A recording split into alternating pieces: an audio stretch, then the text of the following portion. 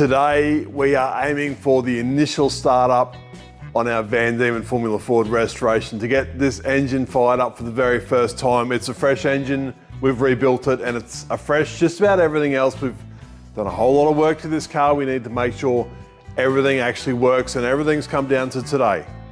We'll see if all our hard work has paid off. Before we attempt the initial startup on this car, there's a couple of really small jobs we need to get done, and the first one we're going to tackle is put the rest of the exhaust on.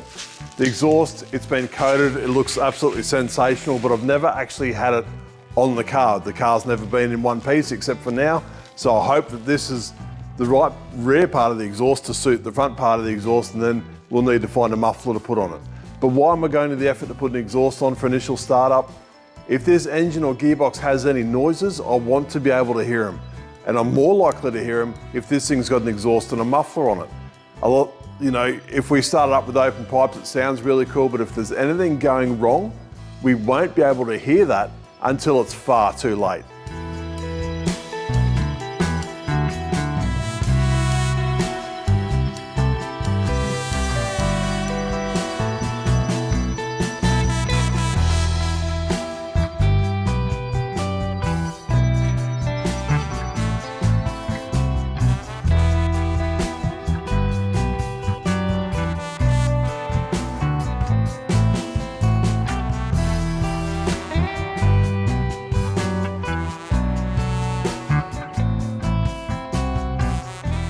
Once that was in position, it actually slipped together quite nicely. These are generally a really loose fit. It helps with allowing for expansion, also helps with the vibration, and stops the headers in particular cracking. If it's a really tight system, it'll break them off at the cylinder head the majority of the time. And the nature of these pipes, the way they're laid out, they will all expand at different rates, which same, if it went to a hard collector where it was solidly mounted, it would cause issues and they would eventually fatigue and break off. So very loose fit. It's got two tubes that they locate with. The general thing we do is put a split pin through them. It's easy to service should you need to take that off. It's just a split pin. Some guys use nuts and bolts and stuff, but it tends to pull them up that little bit too hard and you'll have problems. They do always leak around there. It's just the nature of it. You can't have a loose fit and not have it leak. We've got the muffler that came with the car. It is one of the mufflers we've made originally. It doesn't really fit on this exhaust, but that's okay. We can deal with that. We can fix that up. But this thing is going to need a clean up before we stick it on the car. The muffler's been cleaned up and it's got a bit of shine on it, and that bit of shine really highlights some of the dents. But those dents tell the story about this car and its heritage, and it's all part of it. I'd say that one there's from a CV, so it'll go in and line back up with the CV that probably hit it. That simply slides into the tailpipe, sits on that bracket on the sway bar mount, and gets a hose clamp around it like that, just to hold it in position so that muffler can move around. So the whole exhaust system is not solidly mounted. It's allowed to move around inside the car to prevent cracking, prevent damage, and even prevent breaking the brackets off that hold that muffler on.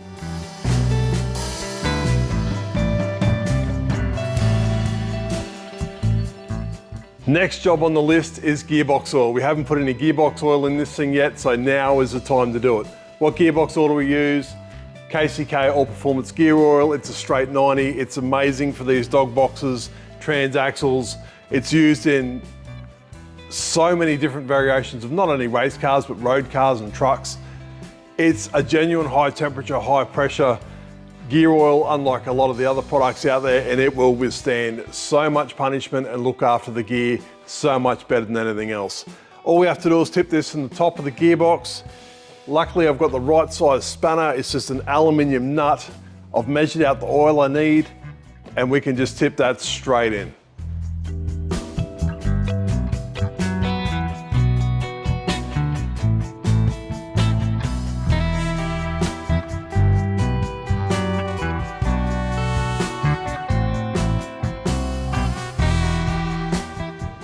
Great news, the gearbox oil is full and it's not dribbling out the bottom, so it's looking good.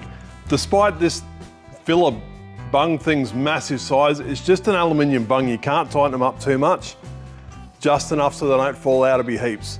They're not going to leak oil, but if you lay into it too much, it will absolutely break in half. and that's not cool. When it happens at the track, it's the end of the world. So just firm, just enough so it doesn't leak, so it doesn't fall out, and that's good. Just peeling the masking tape off that was holding the cover on the carby. We are just about ready to crank this thing up. Now just recap, it's got fuel in it, it's got engine oil in it, it's got gear oil in it, and it's got coolant in it.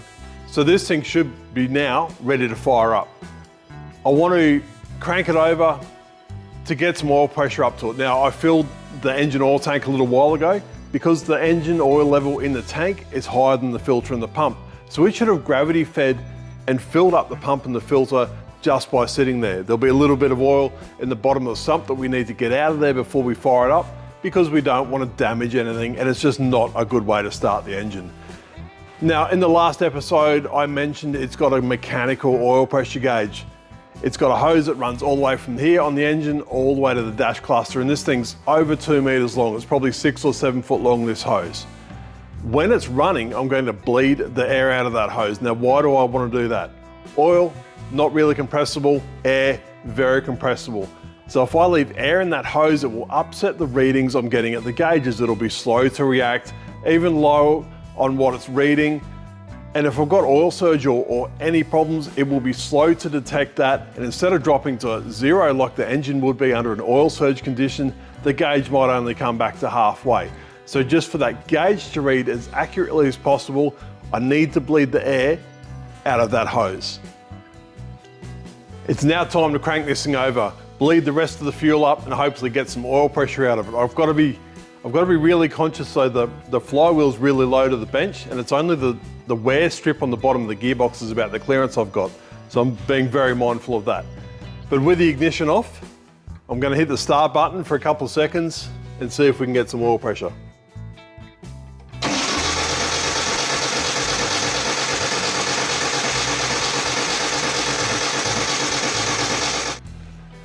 We definitely got some movement out of the oil pressure gauge, which is good. Now just another visual check before we fire this thing up to make sure there's no leaks, we haven't missed anything, and everything looks okay. Also, we're going to get a fire extinguisher because things go bad, and if they do, we want to be ready. We're going to have a heat, like a fire blanket and a fire extinguisher with the pin out ready to go. We've got a couple of people on standby should things go pear-shaped, they can give us a hand. But a quick visual inspection, we'll check the oils again, and then we'll fire this thing up, or at least try to, keeping in mind I guess the ignition timing when we put the engine together. The final visual inspection's done, the fluids are still full, there's no leaks under it, and for those who watched the episode, the clutch slave cylinder has sealed up, has come up good. There's no more leaks under the bottom of that. The pedal's good, the fluid's not going down, so we're happy that that issue has resolved itself.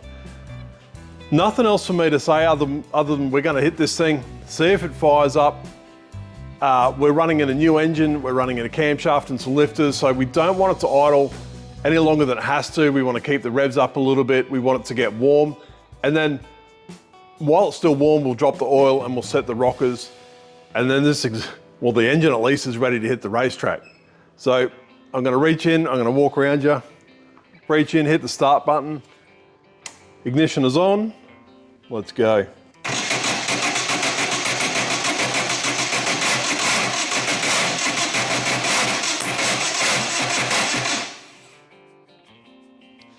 Definitely got a heap of ignition into it, just let me go again.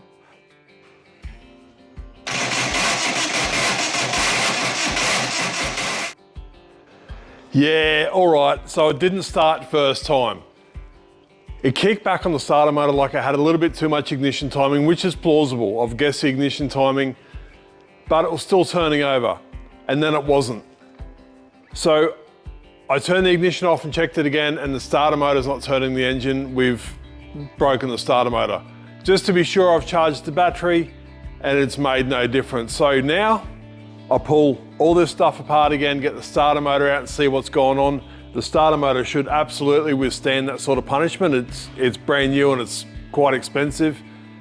So I can't wait to see what we find in there, but that's it. That's the end of the day. It didn't start. It's certainly ready to start, but the starter motor's let us down. There's something going on in there that's causing it not to engage with the flywheel and not to turn the engine. It seemed fine originally when we cranked up oil pressure. We certainly didn't run the starter motor too long or get it too hot, but I think just that extra bit of oomph it needed to turn the engine over against a bit of cylinder pressure, something's let go in there. So that's it. Sorry guys, we'll try again next time. Next episode, if we've got the starter motor back, we will absolutely start this thing up, even if we need to tow it around the block.